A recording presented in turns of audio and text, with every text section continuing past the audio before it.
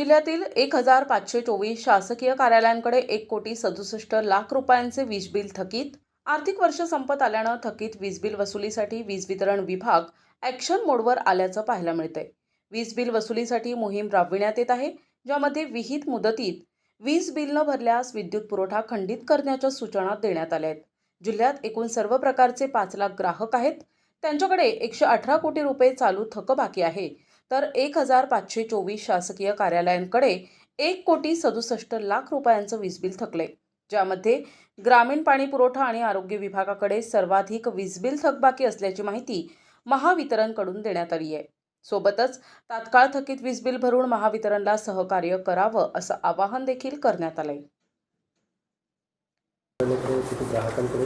ग्राहकांची किती आणि शासकीय कार्यालयांची किती असं थोडंसं जिल्ह्यात बुलढाणा जिल्ह्यामध्ये एकूण 5 लाख RCI जे ग्राहक आहेत, म्हणजे घरगुती औद्योगिक आणि वाणिज्य ग्राहकांची संख्या 5 लाख आहे. आणि या 5 लाख ग्राहकांकडे साधारणतः 118 कोटी रुपये आपले चालू थकबाकी जी आहे ती आहे.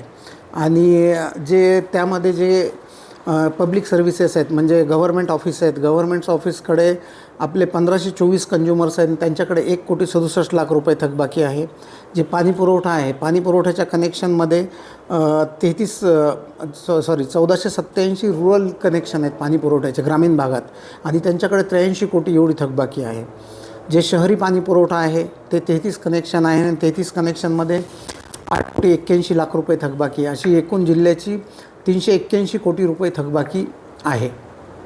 वसुलीसाठी काय रिस्पॉन्स मिळतो? आता वसुलीसाठी आपण ग्राहकांना 15 दिवसाची नोटीस देऊन 15 दिवसाचा, म्हणजे त्यांचं बिल ड्यू झाल्यानंतर 15 दिवसाचा आपण पिरियड देतोच नियमाप्रमाणे. पण त्यानंतरही जर ग्राहकाचा रिस्पॉन्स नाही आला तर शेवटी मग आम्हाला प्रत्यक्ष ग्राहकांना भेट देऊन जर त्यांनी बिल द्यायला नकारच दिला तर मग शेवटी वीज पुरवठा खंडित करल्याशिवाय दुसरा पर्याय राहत नाही. सध्या काय आवाहन करायला? आता ग्राहकांना हेच आव्हान आहे की महावितरणनं वीज पुरवठा खंडित करायच्या मोहिमा चालू केलेल्या आहेत पूर्ण रिकव्हरी होण्यासाठी.